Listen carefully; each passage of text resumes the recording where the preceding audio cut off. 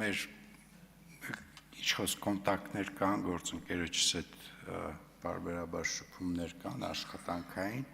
Վերջին հանդիպումը, որ տեղի է ունեցել, մենք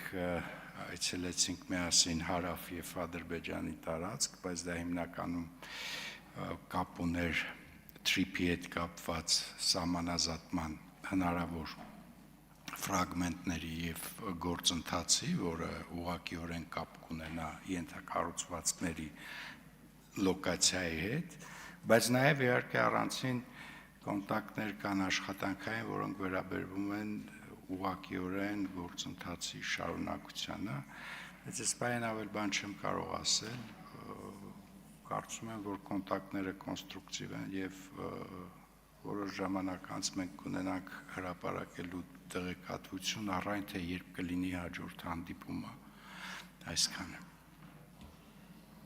Ունեք արձագանք, համեցեք։ Շնորհակալություն, պարոն Գրիգորյանի, առավելապես հետաքրքիր է, արդյոք փոխկապակցված են օգոստոսի 8-ի համաձայնագրի դրույթները եւ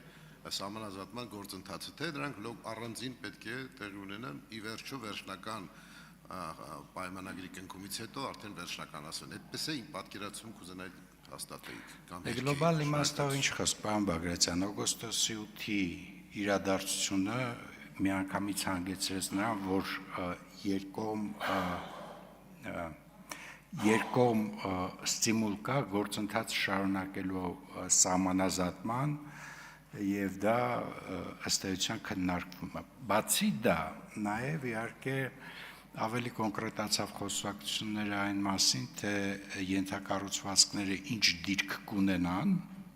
եւ դիրքից կախված որ հատվածները մենք պիտի սահմանազատենք, որպեսզի աշխատանքները նույնիսկ նախագծային աշխատանքները սկսելու համար աշխատանքի բազա ունենանք։ Երկուսն էլ այո սահմանազատում է, բայց այդտեղ